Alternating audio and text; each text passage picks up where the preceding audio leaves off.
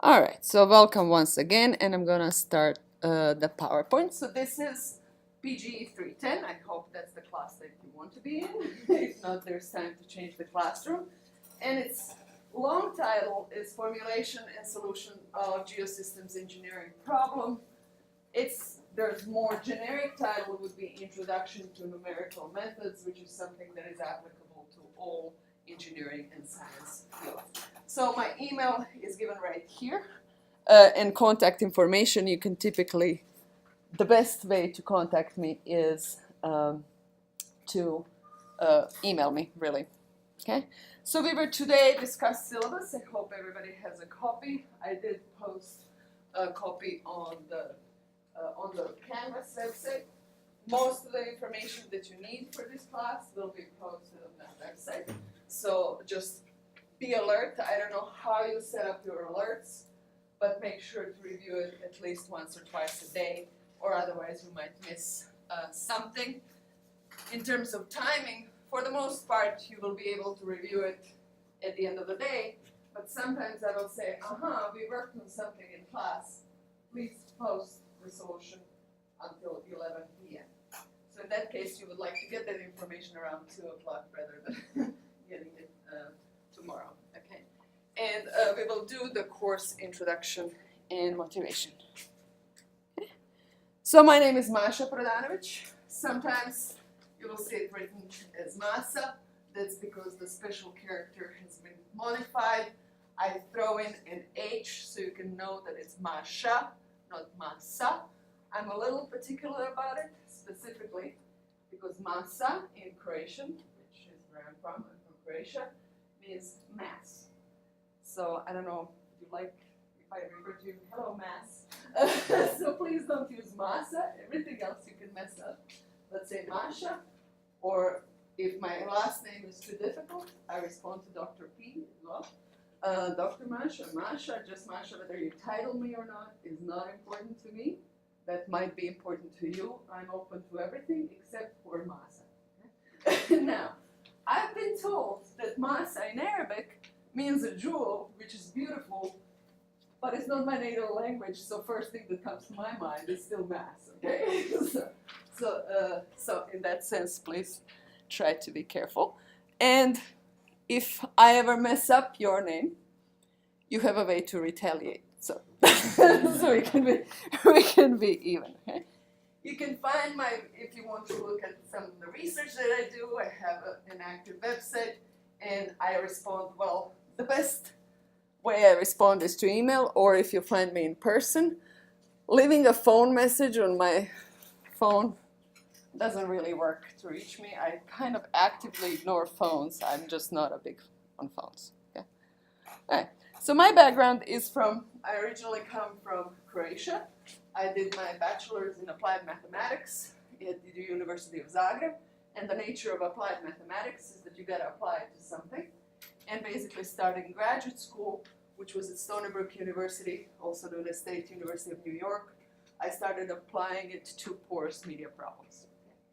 And after finishing my PhD, I came to Austin first as an ISIS. ISIS is Institute for Computational Engineering and Sciences here. First as a postdoc in ISIS, then as a research associate here at the Center for Petroleum and Geosystems Engineering, and then as assistant and associate professor. Now, quick question. Do these titles, assistant, associate, full, mean anything to you? Those are ranks. So assistant professor is the professor in training. After 5 years, you have to submit a big tenure package, and university decides, yes, you're good, you're staying, or no, you have to go. So that's called being on tenure track. After you pass that, you become tenured, and that's when it's a little more difficult to get rid of faculty. So that's way different than in industry. The way industry works this day is 2 week notice. So here, when you come in as an assistant, you know your job is secure for 5 years. But after that, you might need to change university. After that, there has to be really a major change to actually said, there's a notion also that, oh, professors, once they're tenured, they can get it easy and relax. That's maybe the case in some other institutions. Not at So you will see most professors here working really hard and basically being a mini CEOs running research groups, because this is a large research institution. So you have a chance to observe that if you kind of want to or pay attention to. Okay.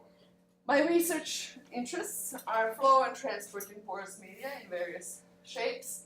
I'm one of the first generations in applied mathematics and petroleum engineering that started working with analyzing images of microstructure of rocks. When I say microstructure, you need micro CT, so you need sort of X-ray vision and big machines to see details on micron level. So we are talking 10 to the minus 6 meters and below. Nowadays, to address unconventional rocks, we need 10 to the minus 9 of a meter to actually see the nanostructure of rock. Okay. So as technology moves along, the challenges move along, and you constantly keep chasing things. So basically what I did as a PhD is getting little by little improved and obsolete. We now have new challenges, and we need to analyze rocks on multiple scales. There is a lesson here for you. You are now learning, you will finish your studies, and then you will begin to learn. So you will, in your career for the next 40 years, you will keep changing technologies, and you will keep learning, and stuff will constantly change around you, and you have to adapt to those. So the level of the knowledge that you're getting here is the basic level of the knowledge, and what you're really learning in your undergrad is you're learning how to study, so that you can study your entire life, because technology will move. So one example, if you think about it, that kind of blows my mind more than going to the moon, is petroleum industry in 1947 was able to drill in 50 feet of water. So we were able to have offshore wells in 50 feet of water. Today, that is how many feet? Macondo disaster was in how? 5,000. So the reason when that well when something didn't go well, it was so extreme that it was flowing for a month, because you can't send a person to 5,000 depth of water. It has to be a robot. The technology has to be so advanced. So in petroleum engineering, it's a little bit out of the view of the larger society, unless something blows up, unfortunately. But the technology is always on the edge, and you always have to learn. So get ready. But it's exciting. Okay? So it's constantly a moving target. So I also do some sediment mechanics and fracture modeling. Ferrohydrodynamics is a mouthful, but it's actually referring to applying magnetic nanotechnology to tracing fluids in subsurface, and numerical methods, which is the point of this class, to solve all of the above problems. And there are some named methods there that doesn't mean much to you right now. Okay? Our teaching assistant is Ningyu Wang. Ningyu, would you like to introduce yourself quickly? Hello, I'm a second year PhD with Dr. Berdanovic, and I'm here to help you this semester. So that was short and sweet. So Ningyu has masters in engineering already, so he's now working on his PhD. So he should, if everything is all well, get the PhD in 3 years from now. So he will be TA, teaching assistant. He will grade homeworks and projects, and he will also hold office hours. He will be here pretty much every class, because as we start, for about 2 weeks, we will not start programming for about 2 weeks or so. We will first do introduction. But after that, we will work on problems in class. So Ningyu and myself will walk around and help you with those problems, because those are best learned hands-on. So we will have about 8 to 9 homework assignments, and he will grade the solution and post the solutions online. You have to be the judge and alert me if he doesn't post solutions or grade within 8 days. Okay? So he checks on you and you check on him. Okay? That's how. So let me know if that doesn't happen. Okay? So let's review syllabus. We got 3 pages long there, quite a bit. So I will move on to the first two, basically exams, quizzes, and homework. That's on page 2. There will be several unannounced quizzes at the beginning of class. If I do assign, or if we work on something in class and I ask you to complete it and post the file on Canvas by the end of the day, that counts as a quiz / attendance as well. I will not specifically otherwise ask you to sign in every day or not. But if you miss the quiz when I am actually doing that, too bad. So I'm not into micromanagement, I'm not into micro-policing. Okay? Technically, if you were not in class before and you make up during the day and submit that file at the end of the day, that's still fine by me. Because my point is accomplished, that you keep in touch with what's going on in class.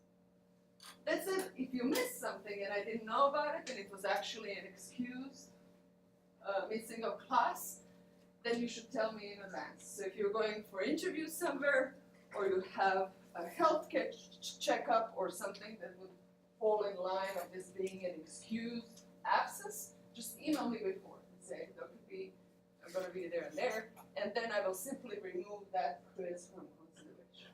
Okay? So that's how it works. So it's, again, I'm not micromanaging, but if I am, then you should be there. Otherwise, you're going to miss. Okay? So those are the quizzes. Homework is due in class, but you can do 10% off if you still submit it the same day. Technically, I say within 5 hours or by the end of that day. So effectively, if I find it under my door next morning when I come in, because I'm not here overnight, okay? Have a toddler at home, I gotta be at home, okay? So if I find it effectively next morning under my door, that's basically what counts as a late homework, and it will be graded, and the penalty will be 10%. After that, there will be no late homework accepted unless there was something that was unexpected and you communicate with me on time. So things do happen, so we all know that, and we will work with that as we go. Okay?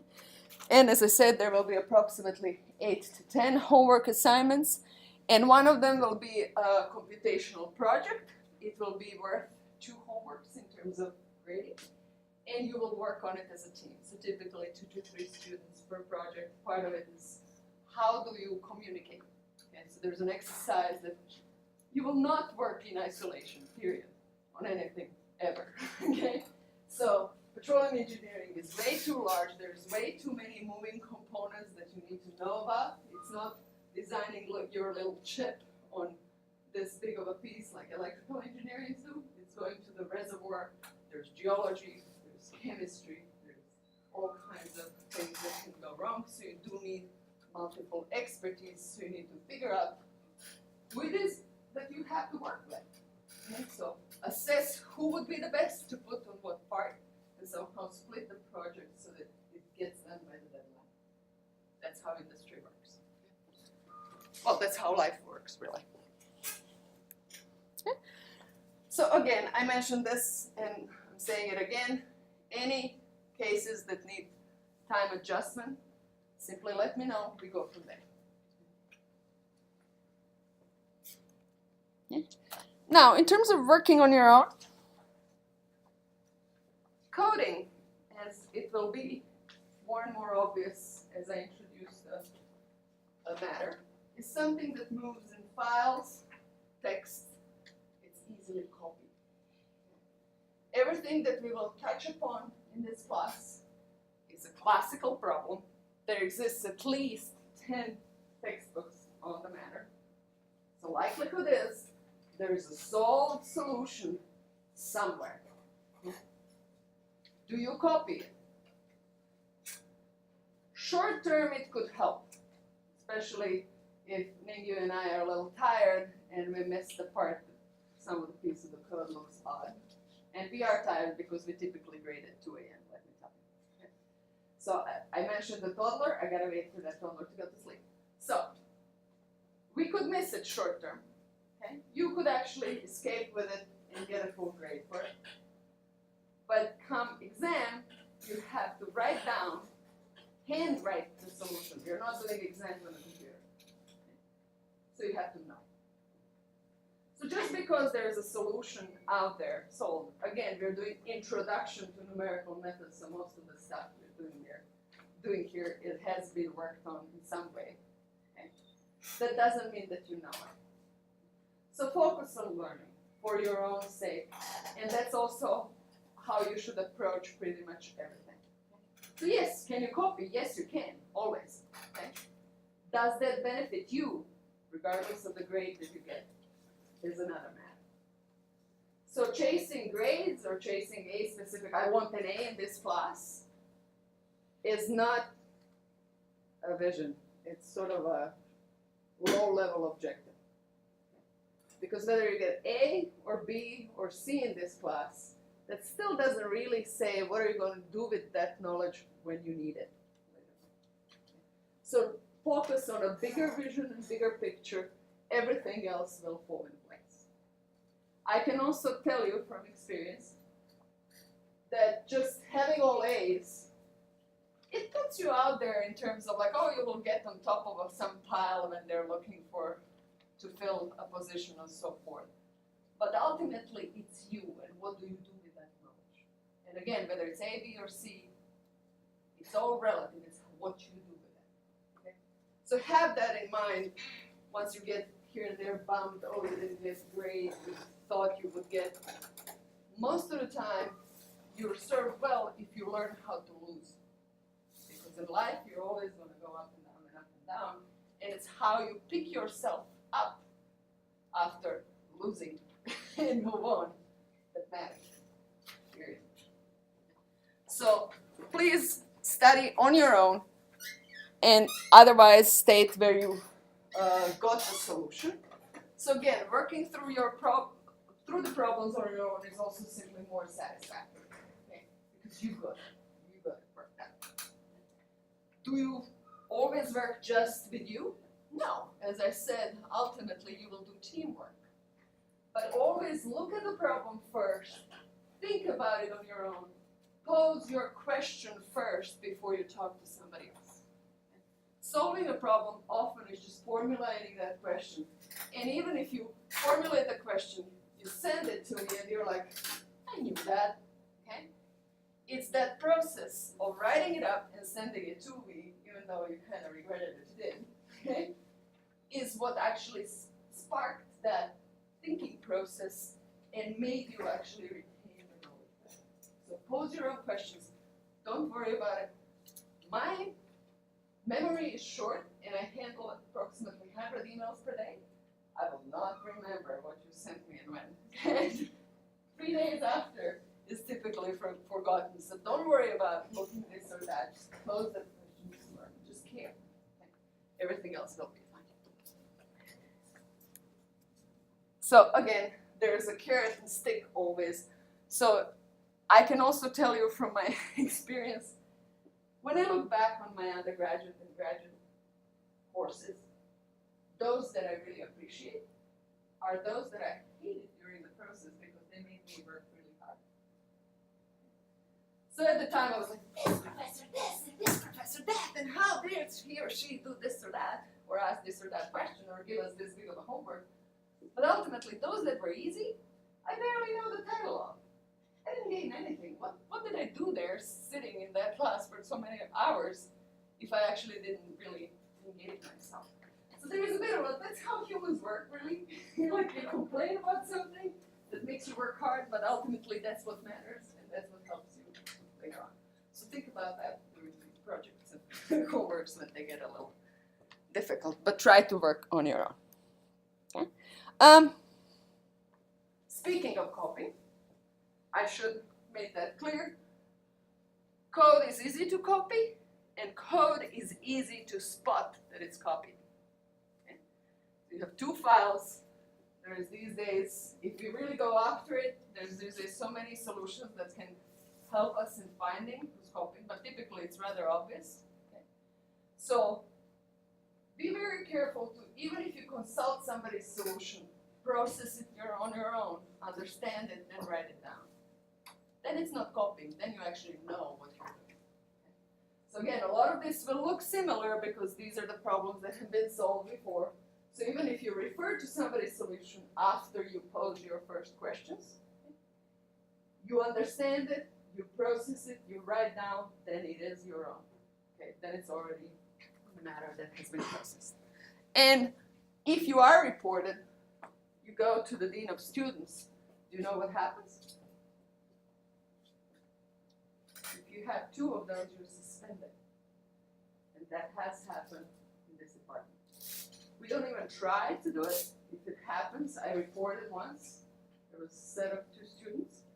2 years later, another professor from this department reported the same, copying exact solutions to the homework submitted, and both students were suspended.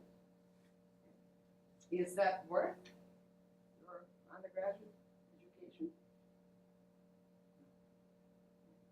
So, if you do have a problem and you really, you catch yourself that you want to copy, come talk to me instead.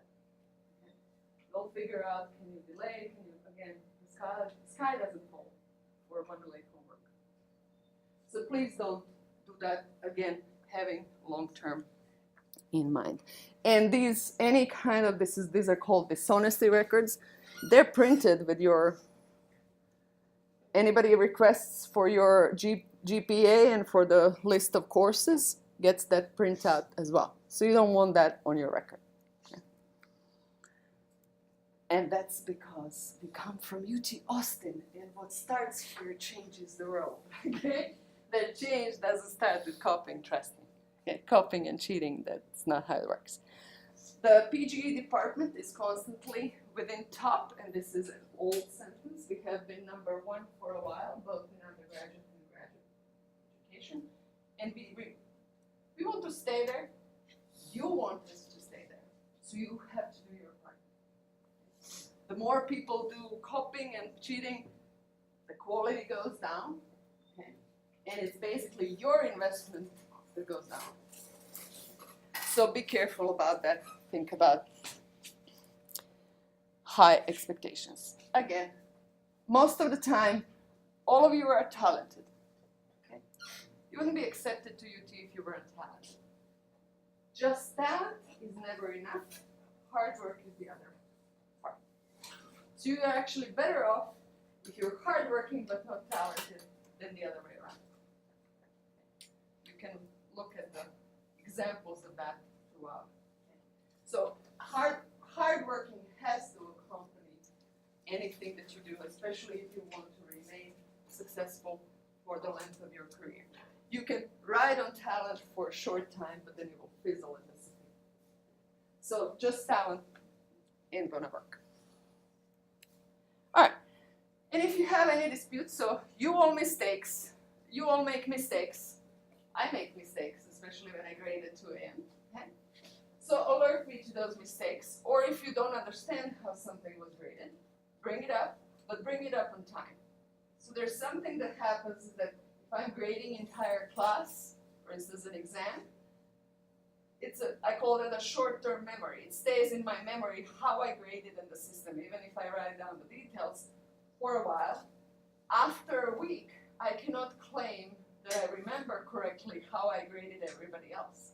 So if you bring it up after a week, I will not necessarily remember the details of what I did in that particular case. And then I cannot claim that I'm fair. And my job here is to be fair. So even if I slashed 10 points off to all of you, that's what matters. Whether I give it 10 points or 20 points or 30 points on certain problems is irrelevant because that's always subjective, and even I change what is the weight that I give to different problems over time. But what really matters is, did I grade all of you equal? Everything else is slightly relevant. Okay. So please, any kind of disputes over grading within 1 week, after that the grade stays what it is, even though if it's relatively trivial. Again, I keep that 8 days for a reason. Okay. All right. So feedback. You can talk to me, you can email me. If you're not comfortable doing things in person or being identified for whatever reason, and that depends on the problem, I have an anonymous feedback form. And I'm going to exemplify it right now. It's also printed on your syllabus, and I'm going to share it. But if you follow this link,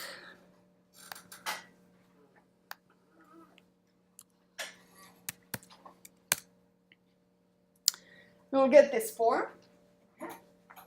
So you can type in whatever it is. If you sign yourself, I will know who you are.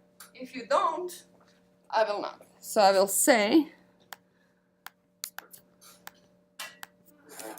hello from the first lecture in, I don't know how to type. All right. Okay. And then I submit. And I will now show you what I see on the other end. These are so-called Google Forms.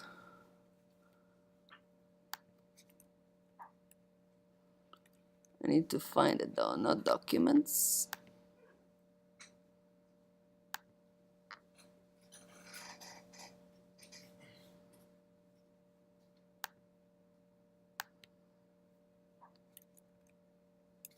Here we go.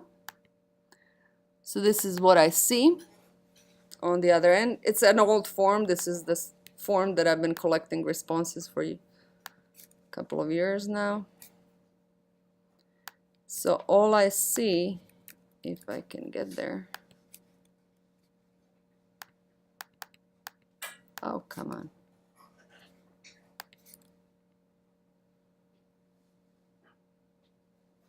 I don't have a page up on my computer.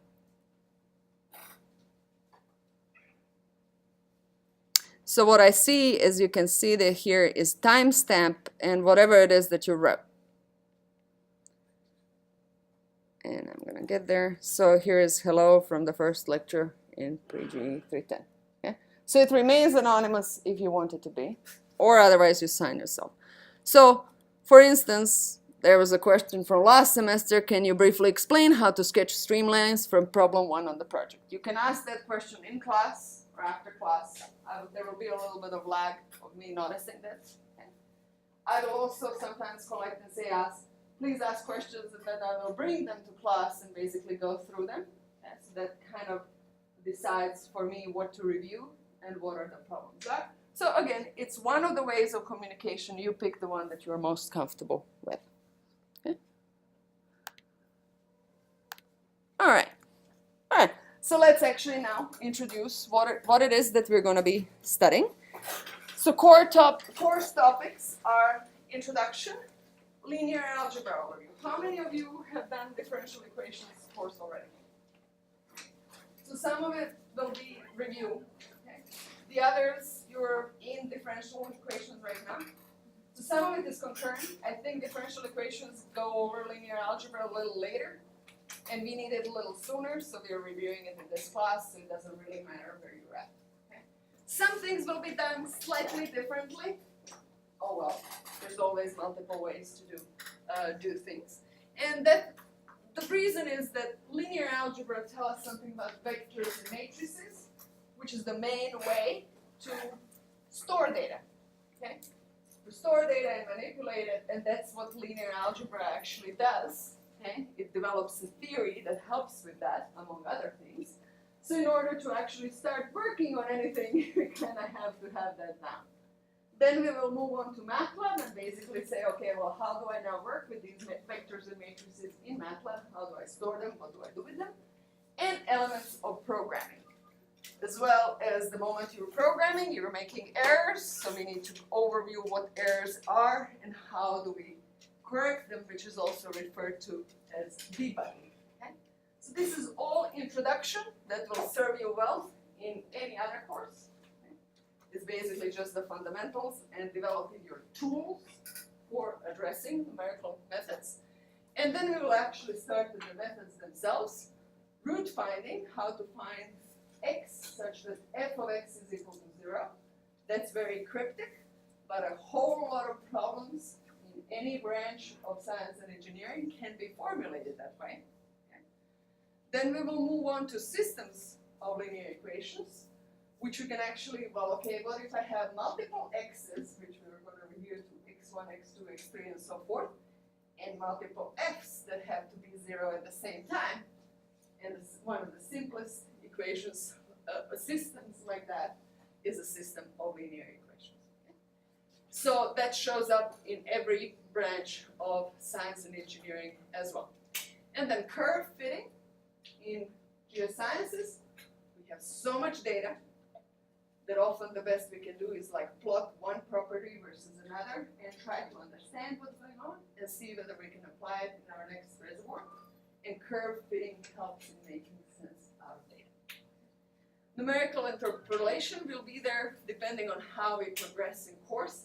So far I had to kind of leave it or very much shorten it in order to move to numerical calculus, which is integration and differentiation. Whether or not you actually have done differential equations will not matter so much, because in differential equations course you're focused on analytical solution. That is, can I find a function that has a specific form that is solving a problem? Here we're going to find numerical solution. So we're going to find just values of that function at specific points, period. Okay, which is really a vector of points. So that's what means finding numerical solution. And then, so numerical calculus is integration, differentiation, and posing problems. Of course, a lot of physics poses problems as a differential equation. Okay, so those are basically the courses. All of the course materials, like lectures, handouts, codes, will be posted after the lectures. You can buy this book or you don't have to. And then there is alternative textbook that you can look for. So I'm going to leave it up to you whether you want to purchase the books. Technically, by all of the problems that we will have in class and the lecture material, it should be enough. But textbook is still a textbook. Okay, there are no lecture notes that can measure up to a textbook, because textbook will also have extra topics that you don't get to during the lectures. So it's going to be a reference for your desk, hopefully. Okay. So it's up to you again, you judge. Software will be called MATLAB. The software in itself is irrelevant. It's a tool. You will throw out, again, what I started programming in when I was at your age. MATLAB was just at the beginning. I learned a different program. Okay. That's changing. The main elements of programming that he's going to learn are the same. Okay. There are certain structural elements of every program that just slightly have a different notation in different programs, but ultimately have the same purpose. So it's pretty much asking, what is the weather like today? That's my email. What is the weather like today in multiple languages? You're still asking what is the weather like today. Okay. So in that sense, hopefully you look beyond the MATLAB itself. You're basically learning how to program, and that you can, once you learn how to program in one of the tools, you can sit down, get a textbook, and learn another, depending on what it is that you need to solve and what is the team you're working with. Okay. So that's this lifelong learning that I've been referring to. So basically you can do and go install it on your computer right now. I would suggest that if you do have a laptop, you bring it and you work with it simply for consistency. But if not, we will have actually like a cart with laptops that you can check out here for the class.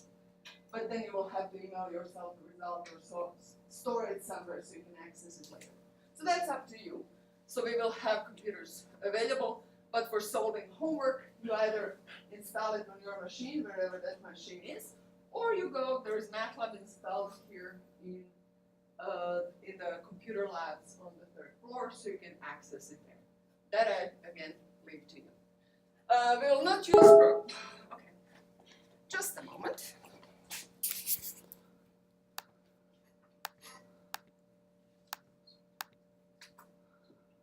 Okay. Okay, so we will not use programmable and graphing calculators during the exams, so you must use a basic one, because I want you to actually come up with the code yourself, and programmable calculators can be programmed to store pieces of code. So I want to avoid that. So again, focus on concepts and knowing how to do things yourself. So there will be, in terms of preparation for exams, and we will do homework like that too. Some of it will be by hand, and you will be asked to write the code by hand. Some of it will be there to do on computer and just submit the printed code. And kind of like there's like a benefit in learning to do both ways, okay? Because you will learn the concepts better if you do things by hand. We will not need MATLAB until the homework 1 is posted, which will be probably on Monday. Okay. So these are just some installation details. If you follow the installation instruction, it might be, oh, you will get the screen of all the various toolboxes you can have the access to. If you have enough memory on your computer, just install them all. Don't think it could be useful later.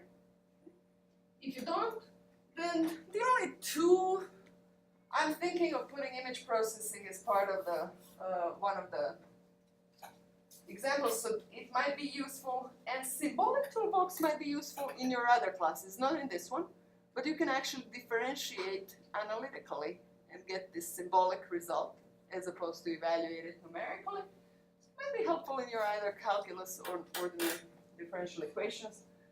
Again, I will not be covering it here because it's not part of the numerical methods, but you might find it useful. Okay? All right. So let's move on just to, I want to motivate why we need computation. How many of you have programmed before or had some programming in your previous classes, high school? Some of you, yes. Some of you, no. It depends on programs. I don't expect that you did, so we're starting from scratch. But you might question yourself, why is she bothering us with this? Okay? What is the point of learning how to compute? And that's something that I definitely want to introduce. So basically, if you have science and engineering, so let's discuss that first. So what is the difference between science and engineering?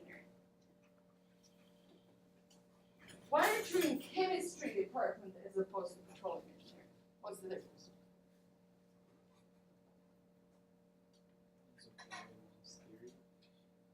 So chemistry or sciences are more looking into fundamentals, very basics. Okay? We have millennial chemistry in reservoirs. Complex fluids, high temperatures, high pressures, we need to know a lot of thermodynamics, which is a fundamental scientific discipline. But then we need to apply and figure out what is that thermodynamics working out in rocks. Okay? In rocks that are 3 kilometers, 5 kilometers, anywhere there. Okay? And those rocks we can access only through a tube that is this big. Okay? That's very applied. Okay?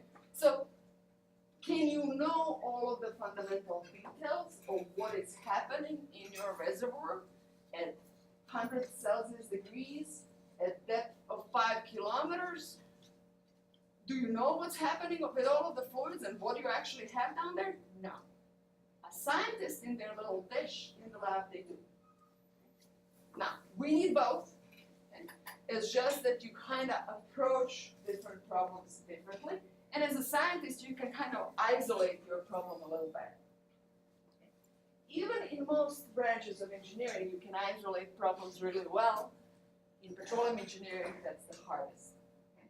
So mechanical engineer working on a machine or a car can basically, take that car apart take a reservoir apart and then put it back together.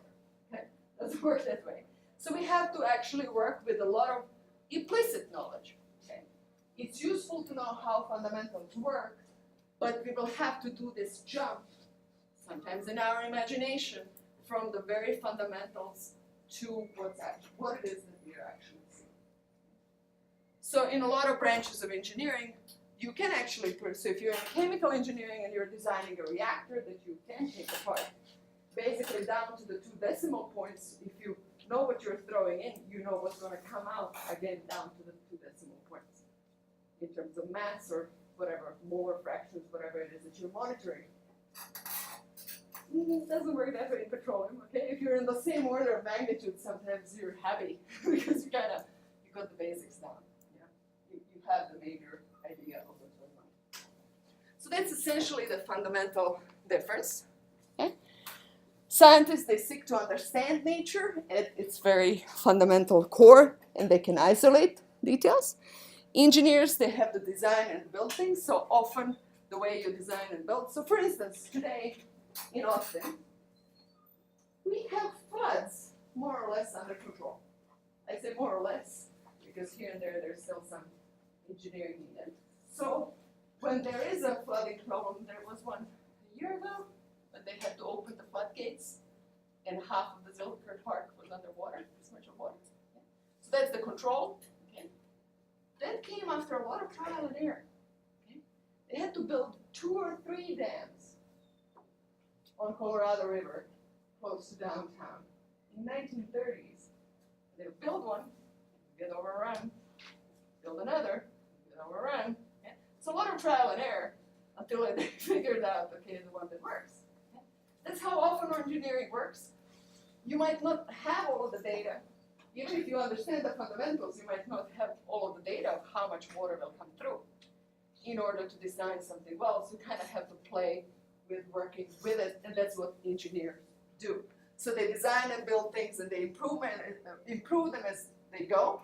It is very useful to know the basic laws that rule things, so you can guide yourself and make smarter choices, but your choices still might not be perfect, and you will need to improve upon them on the next go.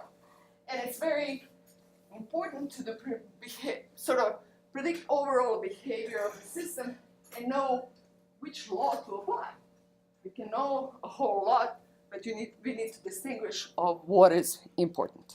Okay?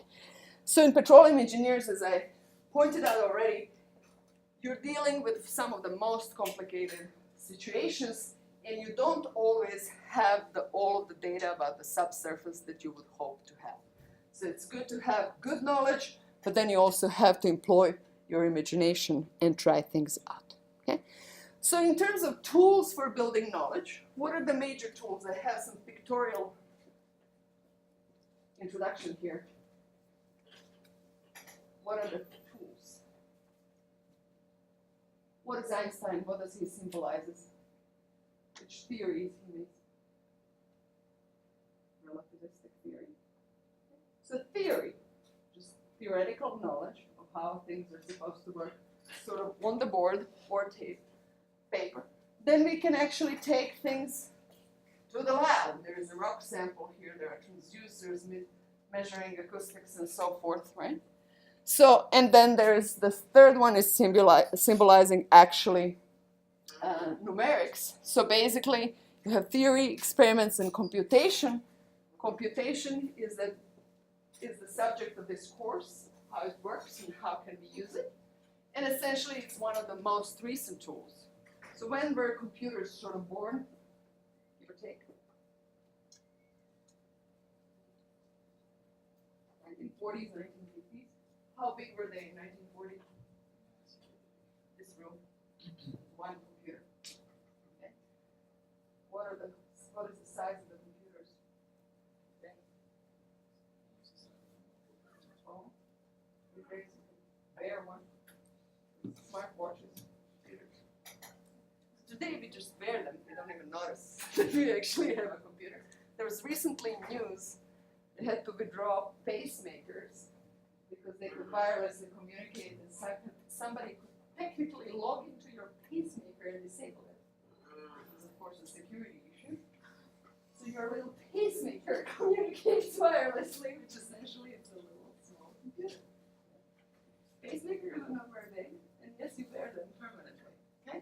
So we kind of have technology and computers everywhere, and we accept them, not even knowing that they're there. But it's still relatively recent field. So basically, computers help us handle large data sets and solve large problems. It is important to know everything, know the fundamental theory and experiments that help you to do quick calculation on paper. But for processing a large reservoir, so this is actually a discretization of a reservoir, okay? And these are the wells. There's so much data here, there's probably this million of these boxes, okay? And if you have to process a million of everything, or anything beyond 10 of something, you would most likely rely on a computer rather than doing it by hand. Okay? So that's what we're going to continue with on Friday. See you Friday.